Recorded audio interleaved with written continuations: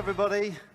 Please use the Slido app on the Web Summit app and send questions. Send your space questions. And the best ones will be displayed here in front of us, and hopefully we can try and answer some of them. This session is entitled, Are We Going to the Moon? Jim, are we going to the moon? Are we going back to the moon? Somebody's going back to the moon. Who?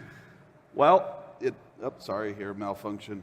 I think right now the moon is still the provenance of governments, and it just takes so much money to get there that I just don't see a lot of private companies getting there in the next 10 years.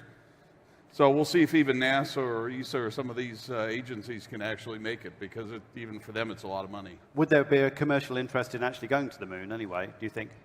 Yeah, eventually I think there's a commercial interest in at least the mining of the moon. I don't know how you monetize living on the moon, because there's no real estate market for it yet, but eventually I suppose there is. But seems to be like just mineral mining and things like that from the moon is probably the near term. The other thing, I was involved with the Moon Express at one point, and the whole idea was to go bring a kilogram of that back and sell it on eBay, because it's actually illegal to own any U.S.-sourced lunar material. It's considered federal property. So there is a collector market for that. We can maybe get to who owns what, but François, are the entrepreneurs that you speak to, are they dreaming of the moon, or are they dreaming something else? Yeah, they've been dreaming of Mars for a long time, and now, as we understand, Mars is still complicated. We're looking at the moon. We are also looking at low Earth orbits, and we are starting to see more and more business in what's going to happen at, let's say, 500 kilometers from the Earth. And as Jim was saying, the business model right now is what can we do there that we can bring back on Earth and sell it on Earth? So can we manufacture products in space that are worth more money on the ground, whether it's new type of electronics, new type of medicines, new type of foods? Yeah, that's what we are talking about. Interesting. That's the business model for entrepreneur, not for a government or a central organization. Jim, talk us through where you are with launches at the moment. People, I'm sure, will be interested to hear what you've got planned coming up, and tell us a little bit about your rockets. Yeah, so we started Vector launch about 3 years ago, and we're in the middle of getting ready for our first space launch, probably in January of next year. And we're going to launch one of our Block Zeros here in the next few weeks. But we expect to have full commercial service next year and early in the year. So we're on track to do that. We just closed $100 million in financing total on the company. So we're financed for the next stage. Who are your competitors and who are your clients?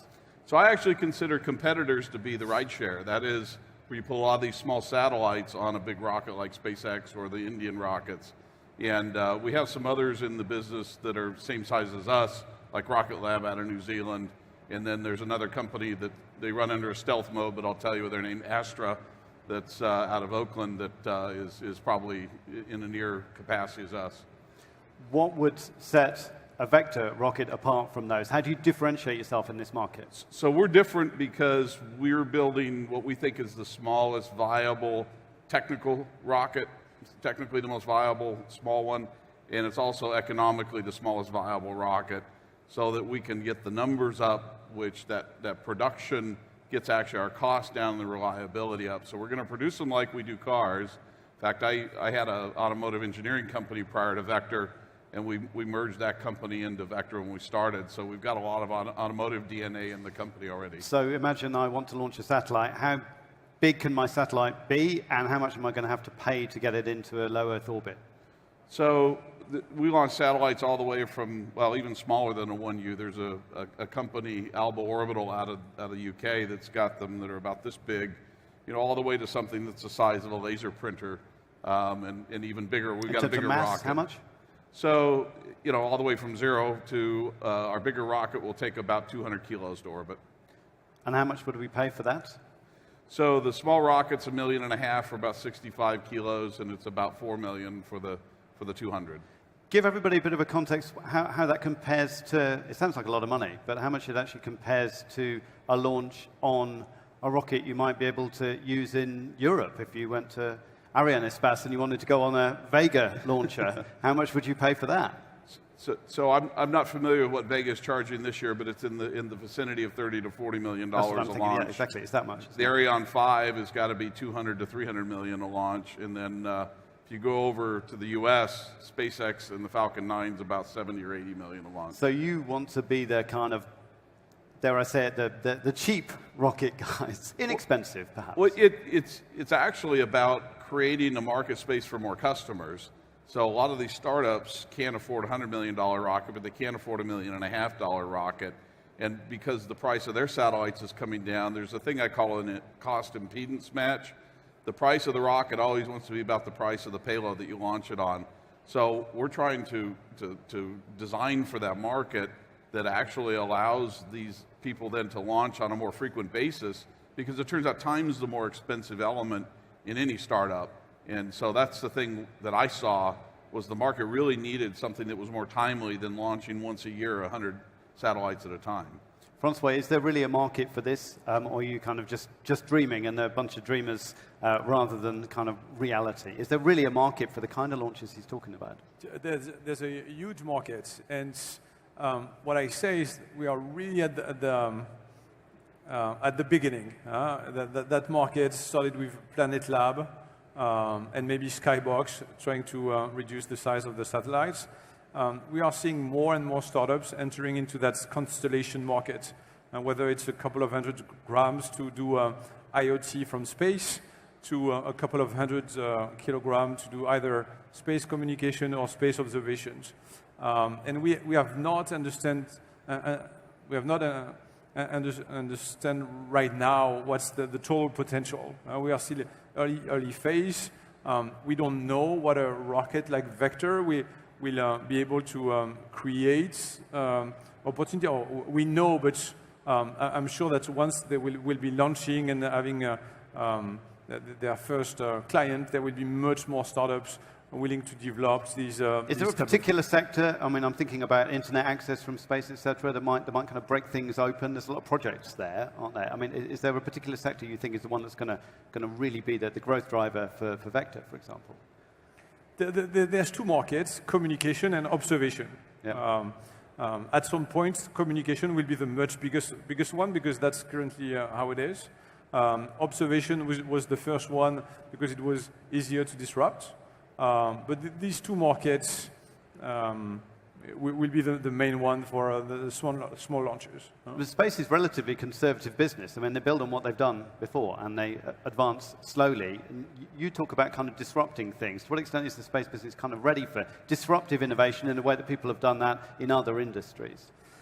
If you look at space observations, there's more than 100 startups entering into that game already. Some have raised a couple of $100 million, some have raised much less. And we're seeing these startups now more and more specialized in terms of what they are looking at on Earth based on their sensors and the way they are analyzing their data for their final customers. And so it's a big change. We used to launch a couple of tons satellites in geostationary orbits.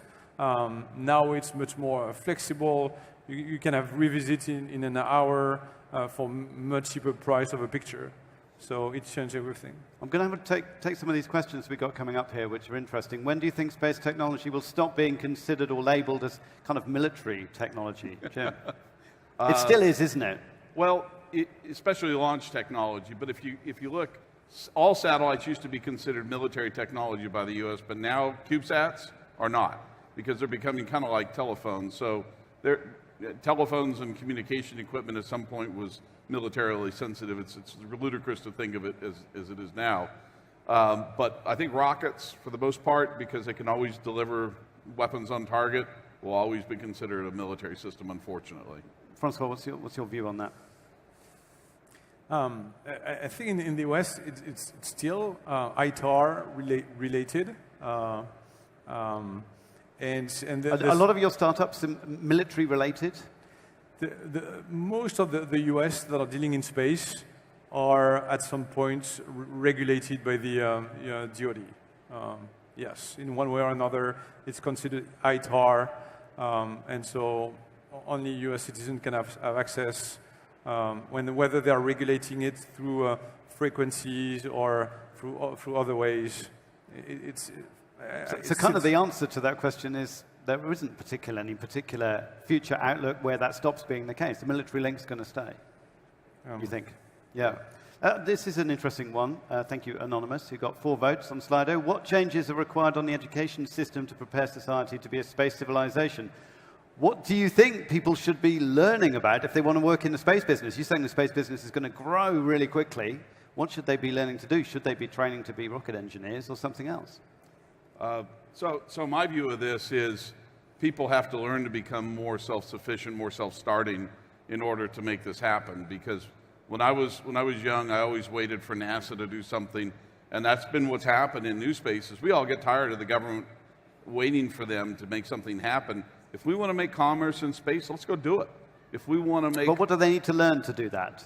Or is it just an attitude? This is the first thing you have to learn, is how to think independently and act independently. Right. And I think the rest of it, the science and the math, we all understand that, but there's a whole lot of other things that have to come along with that. You think about a civilization in space, and what that means is, do you drag a government with you? Do you have a libertarian society, an anarchist society? What does it really look like? But at the core of that is people doing things for themselves and surviving, much like North America was settled hundreds of years ago.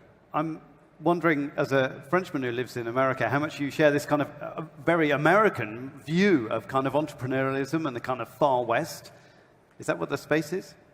Yeah, I think you can see space either as California, the California of the 1700 for the US, where the pilgrim, the cowboy, the rush goals, and I think a part of the people who will go to space, live in space, there's a few theory, like in the near future, that we should have 10,000 people in space, working in space, or you can also see space as the Australia of the British in the 18th century.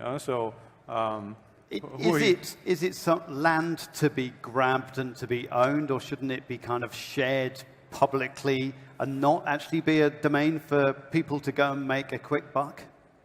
Shouldn't it remain pure? Well, I mean, that argument applies to many things. But at the moment, it's quite untouched, apart from low Earth orbit. If you're a capitalist, you say, no, I mean, if I've had an investor that's giving me money and we go out and we take that risk, then we share the lion's share of the benefit from it. If it's a public funding, then that's a whole different story. So, I mean, it really comes down to life philosophy. But do you think, let's say, 50 years from now, you're a CEO of a massive company, everybody's flying to space. Do you think that governments still have a role? They still have a role to play in space in terms of administration, in terms of financing? Yeah, no, the government will always have a role.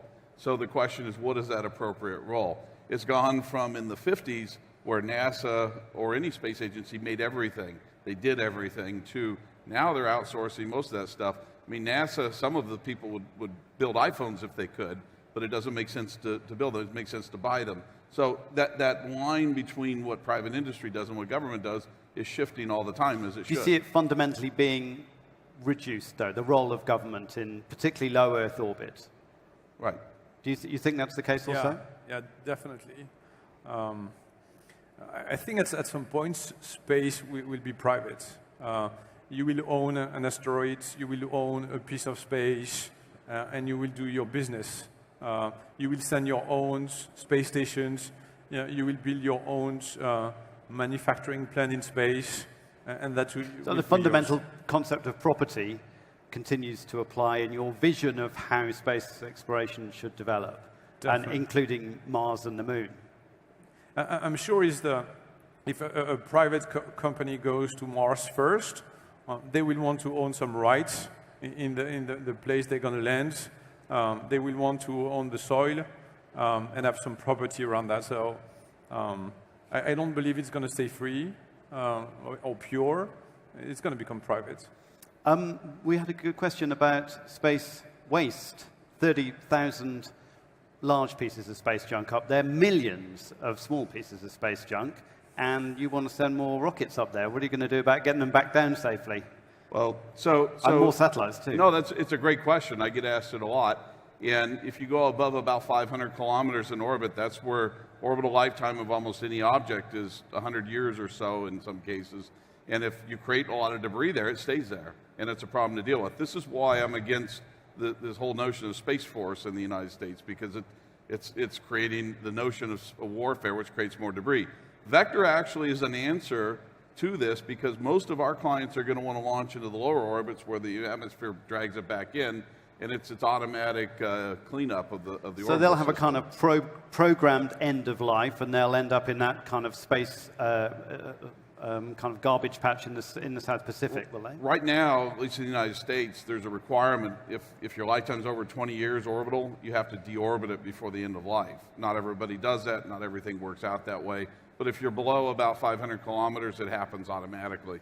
So is there a commercial opportunity for a space cleanup? Because we've some interesting experiments going from the UK, and ESA talks about it, but hasn't actually funded a mission to do it, to go and get bits of junk out of space. Is that actually a commercial opportunity for somebody to get contracts to do that?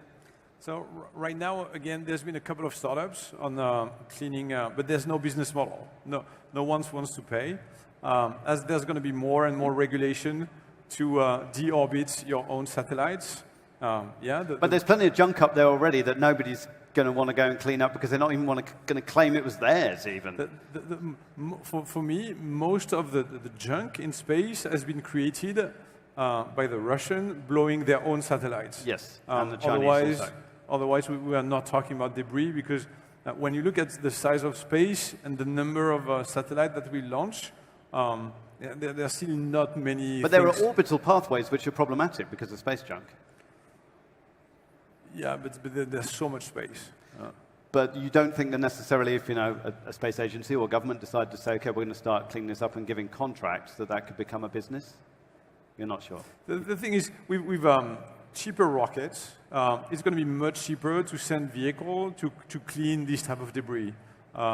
Whether it's with this type of rocket or with BFR from SpaceX, you're going to launch against bigger equipment at a cheaper price, who will be also able to clean space. Let's move on to some of the other questions.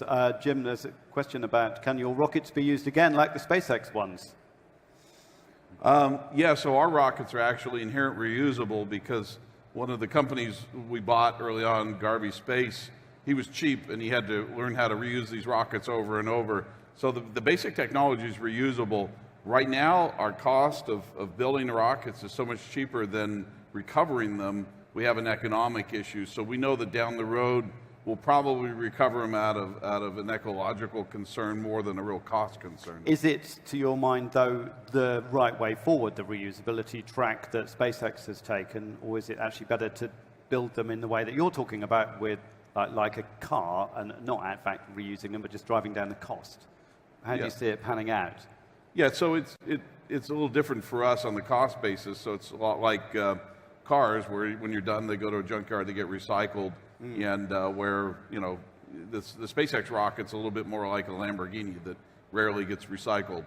So, by emulating the automotive industry, we're able actually to get our internal costs down, our profit margins in an area that's interesting to investors, and therefore we got a business that actually works and can grow and expand. Yeah, absolutely. Question for François: how do you choose startups for your Starburst accelerator? How do you select them?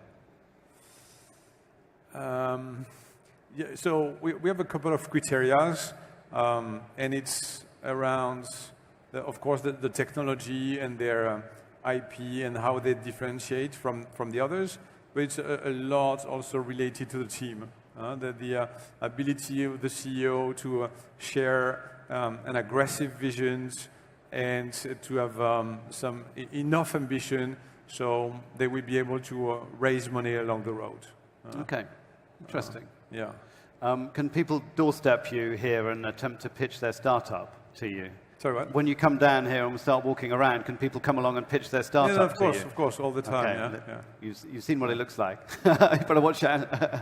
Now, so look, some of these other questions. What technologies will be the most important for space exploration in the future? Is there a particular kind of technology, or is it the attitude you were talking about earlier? I think transportation is the biggest issue right now, and that we think that that's really the place where everything is going to depend on it. So, you know, It may not be the biggest part of the market dollar-wise, but I think it's one of the most important. That's why we're there. Okay, François? And on that, what we have in space is mostly water. And so water engines and how to collect water from these asteroids are going to be the first two key technology. There's plenty of water there. Have you got startups that are working on that, technologies to do that? Yeah, there's startups and larger company, of course. That's interesting research, that, isn't it? And also the amount of water they keep finding on Mars as well suggests more and more that, in fact, you just need to go even just not very far from the equator and you can find water just below the surface and dig into it. Yeah, it's interesting. So you think water might be the key. I'm interested in what you think about is it actually interesting to go to Mars? Is it interesting to send humans to Mars? Or are we better off not spending money on robots to send to Mars? Are humans actually of any interest in that on the red planet? That's in our DNA to explore, to see what's around the next corner. It's not for all of us. I personally don't want to go. I know that Elon seems to want to go. That's what he was talking about when I first met him. So more power to people that want to do it. But the risks are massive. It's a huge step for humanity, isn't it? Yeah, I mean, but the radiation risks are just huge. You get 60% of your lifetime dose on a there and back trip. If your travel time is a couple of months, yes. But there's also labs, whether it's in the US or Europe, that are working on new type of engines that will make travel to Mars in a week or two. So with current technology, yes, it's damaging for your body, but I'm sure in a 10 years time frame, we will have new engines and new capabilities that will allow you to go there in a week. I mean, we're in Lisbon, land of explorers, so everybody probably is going to buy your, we are all explorers line. But is there a business case, maybe 50 years from now? There isn't really for going to Mars. No. But was there a business case coming into the New World back? Yeah, probably. Spices. I think that was what was motivating them. It was a bit of religion too, but I think they were going to go there and try and get some cash, weren't they? Yeah. Try and make some money. I'm wondering, can you make money from going to Mars? Huh? Can you make money from going to Mars? Not from bringing back stuff, or maybe for some experiments. For sure, selling advertising contracts. I'm sure there's a couple of brands right now that want to pay to have their logo on some space station, so why not on Mars? That's currently the business model. We're going to run out of time soon, but I do want to ask you about the International Space Station. Is there a commercial future for the ISS? Because it's something some people talk about in the next decade or so, having a lot more private activity there, turning it not necessarily a space hotel, but a space research place. Do you think that's the case? Would it be interesting? I don't think so. No? I do think so. You do? Yeah. Yeah, there's already startups trying to work on manufacturing stuff in space. And there's also startups working on private space station, and they are starting to lease space to each other. I think we're going to have a lot of manufacturing in low Earth orbit in private space station. Interesting. So yeah, that's a debate to continue. Thanks very much, gentlemen. We're out of time. Thank you. Thank you very much, everybody.